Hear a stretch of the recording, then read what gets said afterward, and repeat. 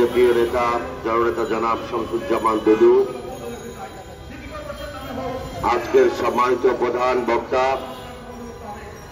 বাংলাদেশের ছাত্র রাজনীতির আরেকজন ইতিহাস, 90-এর গণ অভ্যুত্থানের অন্যতম রূপকার, বিগত 15 বছরের গণতন্ত্র পুনরুদ্ধার লড়াইয়ের অন্যতম সাহসী ব্যক্তিত্ব, যিনি বারবার কারাবরণ করেছেন, নির্যাতিত হয়েছেন, কিন্তু আন্দোলন থেকে কোনো অবস্থায় পিছপা হননি, মাথা উঁচু করে সামনের কাতারে নেতৃত্ব দেওয়ার চেষ্টা করেছেন। আমাদের সে বিএনপির চেয়ারপারসনের সম্মানিত উপদেষ্টা জননেতা জনাব হাবিবুর রহমান হাবিব একটু আগে বক্তব্য রেখেছেন। ডক্টর কাজী মনিরুজ্জামান মনির, আমাদের সহকর্মী জনাব শাহজাহান মিয়া সম্রাট, চালক দলের সাধারণ সম্পাদক জুয়েল খন্দকার, যে এই দাবিগুলো কিন্তু আমরা গত 15 বছর আমাদের মূল দাবির সঙ্গে এই দাবিগুলো আমাদের করতে হতো। দীর্ঘদিন যাবৎ গত 15 বছরে আওয়ামী লুটেরাদের লুটপাটের কারণে, দুর্নীতির কারণে, দ্রব্যমূল্যের ঊর্ধ্বগতি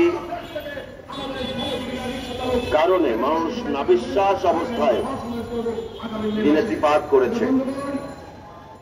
সেই সময় আওয়ামী লীগের দুর্নীতি লুটপাটকে আমরা দায়ী করতাম। আওয়ামী লীগের সিন্ডিকেট যারা লুটপাটের জন্য দায়ী, তাদের বিচার দাবি করতাম। কারণ আওয়ামী লীগ জনগণের ভোট ছাড়া ক্ষমতায় ছিল, জনগণের ম্যান্ডেট ছাড়া তারা ক্ষমতায় ছিল। সেই জন্য জনগণের ভালো মন্দ বিবেচনা করার কোন প্রয়োজন তাদের ছিল না। আজকে এমন একটি সরকারের বিরুদ্ধে আমাদেরকে কথা বলতে হচ্ছে, যেই সরকারটি বাংলাদেশের নির্যাতিত নিপীড়িত মানুষের রক্ত, জেল, জুলুম, গুম, খুনের প্রতিবাদে লক্ষ লক্ষ মামলা, হাজার হাজার তরুণ যুবক জনতার রক্তের বিনিময়ে, জীবনের বিনিময়ে প্রতিষ্ঠা লাভ করেছে। এই সরকারের প্রধান এমন একজন ব্যক্তি, যিনি আমাদের জাতীয় মর্যাদার প্রতীক। আমাদের রক্তের বিনিময়ে প্রতিষ্ঠিত সরকার ক্ষমতায় আসার পরে আমাদের ভারপ্রাপ্ত চেয়ারম্যান জনাব তারেক রহমান সাহেব বহুবার বলেছেন, এই সরকারকে ব্যর্থ হতে দেওয়া যাবে না, এই সরকারকে সফল হতে হবে। কারণ এই সরকারের সামনে প্রথম চ্যালেঞ্জ হচ্ছে মানুষের ভোটের অধিকার ফিরিয়ে দেওয়া। এই সরকারের সামনে অন্যতম বড় চ্যালেঞ্জ হচ্ছে দীর্ঘদিন যাবৎ জোর করে মানুষের অধিকারকে হত্যা করা, মানুষের ক্রয় ক্ষমতার মধ্যে সকল নিত্য প্রয়োজনীয় দ্রব্যমূল্য নিয়ে আসা। আর সেই জন্য এই সরকার ক্ষমতায় এসে সর্বপ্রথম উচিত ছিল আওয়ামী লীগের সিন্ডিকেট যারা মেনটেন করে, আওয়ামী লীগের সিন্ডিকেটের যারা সদস্য, তাদের চিহ্নিত করে খুঁজে বের করে দৃষ্টান্তমূলক শাস্তি দেওয়া, তার মাধ্যমে দ্রব্যমূল্য নিয়ন্ত্রণ করা। কিন্তু গত 6 মাসে এই সরকার সেটি করতে ব্যর্থ হয়েছে, বরং সকল নিত্য প্রয়োজনীয় দ্রব্যমূল্য এখন সাধারণ মানুষের নাগালের বাইরে চলে গেছে। চাল থেকে শুরু করে চাল, আটা, নুন, তেল, সমস্ত কিছুর দাম এখন বৃদ্ধি পেয়েছে। কারণ কি? কারণ কি আমরা জানতে চাই। কারণ হচ্ছে আপনারা মূল কাজ বাদ দিয়ে অন্য কাজ নিয়ে বেশি নাড়াচাড়া করছেন। আপনারা আওয়ামী লীগের সিন্ডিকেট এখনো ভাঙতে পারেননি। আপনারা আওয়ামী লীগের ব্যবসায়ী সিন্ডিকেটের সদস্যদেরকে চিহ্নিত করেননি। আপনারা আওয়ামী লীগের যারা দুর্নীতিবাজ, সন্ত্রাসী, লুটেরা, ব্যবসায়ী, তাদের বিরুদ্ধে এখনো কোনো বাস্তবমুখী পদক্ষেপ নিতে পারেননি। আপনারা বলবেন মাত্র 6 মাস, এর মধ্যে কি 15 বছরের জঞ্জাল দূর করা সম্ভব? আপনি ইতিহাস থেকে শিক্ষা গ্রহণ করুন। 1975 সালের পূর্বে এই দেশে লবণের কেজি ছিল 150 টাকা। খুনি শেখ মুজিবুর রহমানের আমলে তাদের লুটপাটের কারণে, তাদের নৈরাজ্যের কারণে চালের দাম ছিল 80 থেকে 100 টাকা, যার মূল্য এখনকার হিসাবে 10,000 টাকা ছিল। মানুষ না খেয়ে চাল দিয়ে তাদের লজ্জা নিবারণ করেছে। কুকুর আর শেয়াল একসাথে ডাস্টবিনে খাবার খেতে বাধ্য হয়েছে। আটা গুলিয়ে বাচ্চাদেরকে সেদিন খাওয়াতে বাধ্য করা হয়েছিল। 1975 সালের পট পরিবর্তনের পরে 7 নভেম্বরের ঐতিহাসিক সিপাহী জনতার বিপ্লবের মধ্য দিয়ে এই দেশের মানুষ শহীদ রাষ্ট্রপতি জিয়াউর রহমানের হাতে ক্ষমতা অর্পণ করেছিলেন। শহীদ প্রেসিডেন্ট জিয়াউর রহমান ক্ষমতা আসার পরে মাত্র 3 মাসের মধ্যে সেই চাল এবং লবণের দাম 10 থেকে 20 টাকার মধ্যে চলে এসেছিল। ওটা কি কোনো জাদু ছিল?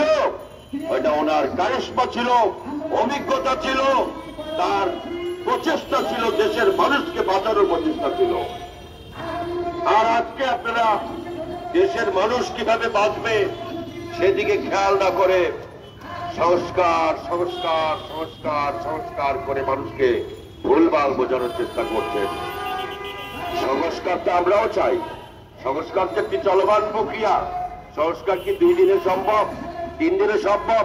আগে মানুষের পেটের ভাতের নিশ্চয়তা আপনাকে প্রদান করতে হবে। আগে আওয়ামী লীগের সিন্ডিকেটের সদস্যদেরকে গ্রেফতার করতে হবে। মানুষকে শান্তিতে নিরাপদে বসবাস করার সুযোগ করা এটা আপনাদের নৈতিক দায়িত্ব। যেটা 3 মাসে সম্ভব সেটা যখন 6 মাসেও করতে পারেননি, অতএব আপনাদের দ্বারা অন্তত মানুষ আর ভালো থাকবে সেটা আশা করা যায় না। এখন আসে নির্বাচনের কথা। নির্বাচনের কথা শুনলেই আপনাদের মাথা গরম হয়ে যায় কারো কারো। কারণ কি নির্বাচন কি কোনো অবৈধ বিষয়, নাকি অনির্বাচিত সরকার ক্ষমতায় থাকা অবৈধ? এখন বলবে নির্বাচনের সংস্কার করতে আমাদের এতদিন সময় লাগবে কেন? স্বাধীনতা উত্তর বাংলাদেশের এই পর্যন্ত যতগুলো নির্বাচন হয়েছে তার থেকে সবচেয়ে বেশি গ্রহণযোগ্য নিরপেক্ষ নির্বাচন হয়েছিল 1991 সালের স্বৈরাচার পতনের, এরশাদের পতনের পরে যেই নির্বাচন হয়েছিল বিচারপতি শাহাবুদ্দিন আহমদের নেতৃত্বে। সেই নির্বাচন বাংলাদেশের সবচেয়ে গ্রহণযোগ্য নিরপেক্ষ নির্বাচন হয়েছিল। তাহলে স্বৈরাচার হোসেন মোহাম্মদ এরশাদের বিদায়ের পরে বিচারপতি শাহাবুদ্দিনের নেতৃত্বে দিয়ে অন্তর্বর্তীকালীন সরকার, সেটাও কিন্তু অন্তর্বর্তীকালীন সরকার ছিল, মনে রাখবেন, সেটা কিন্তু তত্ত্বাবধায়ক সরকার ছিল না।